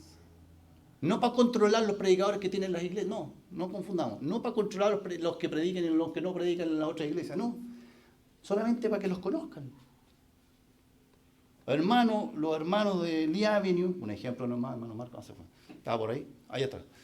Un ejemplo, hermano, no es nada personal ni de la iglesia. Hermanos, estamos en la reunión de ancianos, los hermanos de Lee Avenue, queremos decirle, hermanos, que en nuestra iglesia hace poquito hay un jovencito, tiene 23 años y está ejercitándose en la enseñanza y el domingo recién pasado tomó 20 minutos. Listo, se acabó. Y los otros hermanos ancianos de Bronx, de Evergreen, dicen, ¿quién, hermano? ¿Quién es? ¿De qué se trata? Se llama fulanito de tal. Qué interesante, qué bien. Lo voy a invitar a mi casa a almorzar. Así lo conoce otro anciano. Un ejercicio de conocerse, hermanos, los hermanos que están en el principal magisterio dentro de las iglesias, la enseñanza. De eso la iglesia se alimenta, de eso la iglesia vive, de ser enseñados en la doctrina del Señor. Es una propuesta, hermano. Dicen que uno no debe dar consejos si no se los piden, pero agreguen ese puntito en la agenda, yo creo que es valioso. Nuevos predicadores, así van conociendo los hermanos y los dones que se están desarrollando en las diferentes iglesias. Aquí los comparten mucho sus predicadores y eso es súper positivo. Agreguen ese punto, les va a ayudar en este contexto de capturar también lo malo. ¿Okay? Estos lobos feroces son hombres que entran y se levantan en importancia desde esas posiciones de liderazgo y comienzan a hablar. Porque eso es lo que dice, ¿cierto?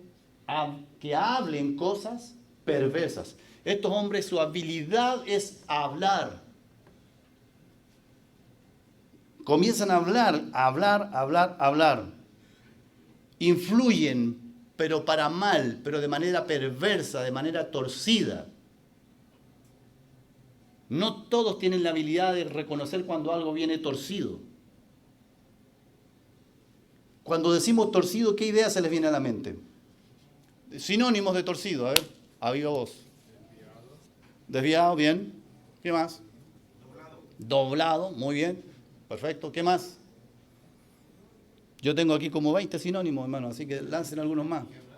¿Ah? Quebrado, así, un torcido así con violencia, pero bien, ok. ¿Qué más? Trenzado también está torcido porque hicieron una trenza con él. No recto. No recto, bien. ¿Cómo? Chueco también. No tanto, hermano, sorry. Quebrantado es más del espíritu, pero bueno, ¿qué más? Deformado también es torcido, es una deformación que tiene. Ok, bien, torcido. Y si nos vamos en la palabra un poquitito hacia el área, hacia el área de la enseñanza y hablamos de torcido. Pervertido. Algo que está pervertido, está torcido, está desfigurado, ¿cierto? Muy bien. ¿Qué más cuando hablamos de torcido, pero cuando hablamos de enseñanza? Falso, ¿bien? Manipulado, pero falso porque está mezcladito con un poquitito de verdad, porque se nota que no se distingue bien. ¿Ok? ¿Qué más? Desenconcentrado. O sea, está desenconcentrado. No está concentrado en la escritura, sino como el apóstol Pablo le dijo a Timoteo. Ok, bien. ¿Qué más? ¿Alguien más quiere decir algo? ¿No? Sacado de contexto. ¿Sacado de contexto? Bueno, ¿sí? Inflado. ¿Inflado qué quiere decir con eso? Está manipulado. Ah, está manipulado, en el sentido de manipular. Ok. Bueno, torcido, cuando hablamos de enseñar, cuando hablamos de que alguien se levanta a hablar para enseñar, torcido quiere decir desviado de la verdad, pero no violentamente, sino ahí está, venía derecho y se torció un poquito. Es decir, es engañoso porque está en la línea, pero está torcido. No es que está en la línea y él se vino por otra línea. No, en la misma línea lo torció. Es una doctrina alterada. Alterada. Por eso es tan importante que aquellos que están en el liderazgo de ancianos sean hombres, alguien lo dijo entre ustedes, formados en la palabra de Dios. Formados en la doctrina del Señor. Para que puedan estar atentos a esto. Una enseñanza engañosa. Es decir, este es un hombre que hablará y se pondrá a hablar en la iglesia, enseñando privadamente o públicamente. El texto no lo especifica. Si lo hace público o lo hace privado. Pero con un propósito bien definido. ¿Cuál es el propósito de él? Porque él tiene un propósito. Este no lo hace de coincidencia. No es un hombre que lo hizo mal y generó un daño, pero lo hizo en inocencia. No es que él haya querido hacerlo. Su falta de experiencia, su falta de expertise provocó que dijera algo equivocadamente y eso generó un pequeño daño en algún área. No es esa clase de hombre. Es un hombre que tiene un propósito bien definido en lo que está haciendo. Tiene una agenda en su mente y en su corazón. Y su agenda es arrastrar tras sí a los discípulos. Esa es su agenda. Y para eso se levanta y enseña cosas así, desviadas. Le voy a presentar un ejemplo. Vamos, y con esto ya vamos terminando, se nos acaba el tiempo. Hechos capítulo 13.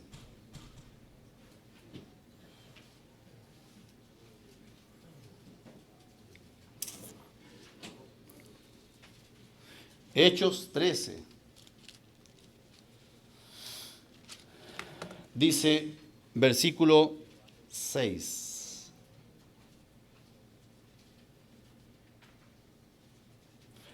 Y habiendo atravesado toda la isla hasta Pafos, llegaron a cierto mago, falso profeta, judío, llamado Bar Jesús, que estaba con el procónsul Sergio Paulo, varón prudente. Este, llamando a Bernabé y a Saulo, deseaban oír la palabra de Dios. Pero les resistía Elimas, el mago, procurando, fíjense en esta palabrita, procurando apartar de la fe al procónsul. Cuando dice apartar de la fe, es la misma palabrita para decir que este hombre, lobo rapaz, tiene su propósito arrastrar. Es apartar, procurando apartar de la fe al procónsul. Entonces Saulo, que también es Pablo, lleno del Espíritu Santo, le dio con un palo. fijando en él los ojos, dijo: oh, lleno de todo engaño y de toda maldad, hijo del diablo, enemigo de toda justicia. Wow. No cesarás de trastornar. Aquí la palabrita trastornar es la palabra torcer que estamos viendo. ¿Ah? No cesarás de torcer los caminos rectos del Señor. Es decir, fíjese dónde apunta este lobo rapaz. Él apunta a que si el camino del Señor es este, no apunta a cualquier doctrina, hermanos. Apunta al camino del Señor para sus discípulos. El camino del Señor está trazado de esta manera y Él lo tuerce. Dice, no, en realidad la vida cristiana se vive de esta otra manera. Y lo justifica con la Biblia incluso. Tuerce. Ahora pues, he aquí la mano del Señor está contra ti, serás ciego. Y le dio un golpe a este hombre. Hace años atrás, yo diría más de 25 años atrás, no estoy exagerando, más de 25 años atrás, cuando yo todavía no nacía, no. Ni en sueños todavía. Hace unos 25 años atrás, en la iglesia donde me congregué, una persona que era totalmente creyente, esa expresión es rara, totalmente creyente. Es decir, yo la veía y era un creyente. ¿Ah? Por su lenguaje, por su conducta, por su forma, por su espíritu, por lo que decía, por lo que transmitía, era un creyente. Y uno no puede asegurar eso porque ser hijo de Dios es acá adentro, ¿no? Pero en su fe y en su práctica lo era. Entonces él llegó un día a la iglesia ya siendo creyente. Venía de otro lado, cambio de casa, cambio de trabajo, ustedes saben, y llegó. Y empezó a congregarse, empezó a asistir a la iglesia. Luego pidió la comunión, entró en la comunión de la iglesia. Siguió cobrando confianza. Siempre hablaba con los ancianos de temas escriturales, de la Biblia, por tanto mostraba interés. Y usted sabe, los ancianos le hablan de la Biblia, es como que lo enchufan. Entonces esta persona hablaba de nosotros de la Biblia, un tema aquí, un tema allá, fantástico. Nos quedábamos más tiempo después de la reunión, los hermanos veían cómo ellos se iban yendo y nosotros seguíamos dándole, batiendo la lengua. Y empezó a cobrar como ponerse al ladito. A imagen de la iglesia, ¿no? Y entonces cobrando ese nivel de cercanía, de confianza, nos empezamos a fijar que poquito a poco, no era algo malo, pero nos empezamos a fijar en algunas cositas extrañas. Primera cosita extraña, que cuando estábamos predicando, no es nada contra este hermano, pero estaba atrás parado. No, nada hermano, nada personal. Él siempre se quedaba parado atrásito. No se sentaba. No es que faltaran asientos, no se sentaba. Pero estaba ahí sentado, dice, como que se paseaba al fondo lentito, así, hacía eso. Pero estaba predicando y él estaba ahí. Y ya no era una vez, era normal, era su costumbre.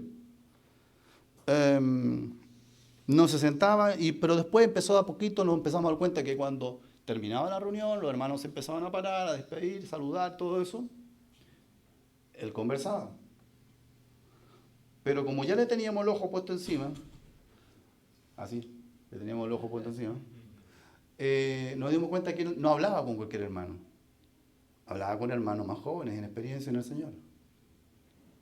Es decir, como que ya no hablaba con los ancianos de temas bíblicos.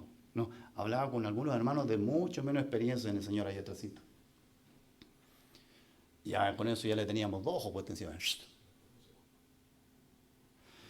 Y pasa el tiempo con estas actitudes, pero no hay nada concreto, no tenemos un micrófono puesto ahí para saber qué está hablando. Y ya cuando se encendió una alarma es cuando un hermano vino a nosotros con una preocupación y nos dijo, hermano, ¿sabe que estoy preocupado? ¿Y por qué, hermano? Estoy preocupado porque este hermano, y nos mencionó el nombre, ¿se han fijado en esto? Sí, nos hemos fijado. Ok, ¿ustedes saben de qué habla este hermano? Nos empieza a hablar de la enseñanza recién dada. Y nos empieza a decir que la enseñanza no era tan así, que era por acá, que el versículo se puede mirar de esta otra manera. y nos empieza a cambiar un poquitito lo que acabamos de escuchar. Mira, hermano, si estos hubiesen sido eventos aislados, no hay problema porque no tiene por qué estar de acuerdo con todo lo que digo. De hecho, no debe estar de acuerdo con todo lo que digo, porque lo que el predicador dice delante no es palabra de Dios. La palabra de Dios es esta. El predicador se prepara, estudia, se esfuerza, ora en su comunión con Dios y lo que quiere es dar el consejo de Dios. Pero eso no quiere decir que todas sus palabras que salen por su boca están correctas. De hecho, no lo están todas. Porque somos pecadores, ¿o no? Así que no es problema que alguien diga, yo no estoy de acuerdo. El problema es la actitud y la constancia en hacerlo. La actitud porque no se lo decía el que predicaba. Lo decía ahí tras bambalinas. La actitud porque se lo decía a los de menos experiencia en el Señor. Y la constancia porque lo hacía normalmente. Entonces no pasó mucho más tiempo después de esa primera alarma y le llamamos y hablamos con él. Y le dijimos, hermano, mire, esto, otro. No creemos que esté bien. Necesitamos que se siente, necesitamos que no se ponga atrasito a hablar con los hermanos. Si usted tiene alguna dificultad, no hay problema. Si usted cree que el hermano que acaba de predicar dijo un error, díganoslo, conversamos con el hermano y si hay algo que corregir, lo corregimos. Así de simple. Hermano, mire, él respondió como una serpiente, hermano. Trata usted de agarrar una serpiente. O como un pescado cuando usted recién lo pesca, ¿no? Se suelta. Jabonoso, decimos en Chile. Jabonoso. Todo lo que le dijimos, casi amén, por supuesto, bla, bla, bla. Pasó el tiempo, siguió en la misma, un poquitito más solapado, volvimos a hablar con él, nuevamente el jabón. Cuento corto, o como dice mi hermano Sergio, para hacer la historia larga corta. El hermano siguió en la misma, más alertas nos llegaron, reunimos a todos los hermanos varones, hablamos del tema, redactamos una carta escrita, le dijimos, hermano, fulanito tanto, lo queremos a usted, pero no queremos lo que hace. Y le dijimos cordialmente, o cambia o busque otro lugar. Así corta. ¿Saben qué hizo? Se fue. Pero estaba firmada no por los ancianos, por todos los varones de la iglesia. Que no sienta que era un problema de los ancianos hacia él. Es un ejemplo, hermano. La pregunta es, ¿cuán temprano los ancianos pesquisamos líderes de la palabra en desarrollo con muy malos antecedentes en esta materia? ¿Cuán temprano los pesquisamos? Y lo que yo he aprendido en experiencia es que los pesquisamos súper tarde. Ahí no dije nada. Los pesquisamos súper tarde, hermano. Tan tarde que los pesquisamos cuando ya son líderes consagrados en su iglesia. Cuando ya dejan la grande y terminan las iglesias separándose. Los pesquisamos tarde. Hay algo que tenemos que desarrollar aquí los ancianos. Debemos tener siempre sobre la mesa de conversación, ya sea en una iglesia local, sus ancianos, siempre sobre la mesa los hermanos que se levantan entre nosotros. Debe ser un tema en la agenda. No para pensar mal, sino para pensar bien. Qué lindo que hayan hermanos nuevos que se están desarrollando. Qué hermoso que los dones estén creciendo, estén apareciendo. Pero los ancianos tienen que cuidar. Uno de sus roles es cuidar. Y cuidar significa procurar pesquisar. Hoy, ¿y este hermano? ¿Tú lo conoces? Sí, lo conozco. No sabía que tenía este interés. Pero hablemos con él. Yo tengo algo que conversar con él. Hay un antecedente. Hay una cosita pequeña, pequeño rastro. Hablemos con él. A lo mejor no hay nada malo, a lo mejor el hermano lo aclara, pero a lo mejor no. Y hay algo que poner una pausa. El peligro, ese es el peligro del cual los ancianos están llamados a proteger a la grey. De hombres que profesan la fe cristiana, que tienen inicialmente una apariencia de piedad, que tienen talentos y dones para liderar, que se muestran trabajadores, serviciales, sacrificados, que logran entrar al círculo de ancianos de la iglesia y que estando allí empiezan a tomar una importancia cada vez mayor en la enseñanza y en paralelo empiezan a influir, pero empiezan de a poquitito a torcer el camino del Señor, la doctrina cristiana, y su objetivo específico son los discípulos del Señor, no cualquier creyente. Ah, Marcelo, ¿estás diciendo que no todos los creyentes son discípulos? No, no todos los creyentes son discípulos del Señor. Aquellos que están buscando seguir al Señor de cerca, aquellos que tienen en su corazón la fe y el camino del Señor como algo anhelado, como que buscan al Señor y que son creyentes nuevos. Ahí está el objetivo de estos logos. El peligro entonces, hermanos, contra el cual advierte Pablo, es un peligro doctrinal. Tuerce la doctrina de Cristo y su objetivo son los discípulos, para arrastrarlos tras sí, literalmente sacarlos a un lado para que les sigan a ellos, literalmente. Así que por estar mejor preparados de este peligro, cuiden, velen. Y estos son mis consejos, hermano. Así son subjetivos, son míos nomás. Mis consejos, primero, para el cuerpo de ancianos, dependan de Dios ese cuerpo de ancianos. Pablo les dijo, los encomiendo a la gracia de Dios y a la palabra de su gracia. Oren juntos. Compartan sus necesidades y sus problemas. 2, enseñen abundantemente a la iglesia la doctrina de Cristo. Se pueden enseñar muchas cosas de la Biblia en la iglesia, pero hay algo que hay que poner el foco, es la doctrina de Cristo. No cesaban de amonestar con lágrimas a todos de noche y de día, eso es lo que dijo Pablo. 3, manteniendo una unanimidad doctrinal entre los ancianos. No quiere decir que tengamos el mismo libro de teología escrito en la mente, pero que tengamos unanimidad doctrinal entre los ancianos. Que no exista una divergencia demasiado marcada entre los ancianos. Bueno, esto es lo que se desprende de lo que hemos visto en las sesiones anteriores. 4, evidéncienle a la grey, a la iglesia, que los ancianos trabajan unidos. Evidéncienle que la iglesia se dé cuenta que los ancianos trabajan unidos, no separados, no con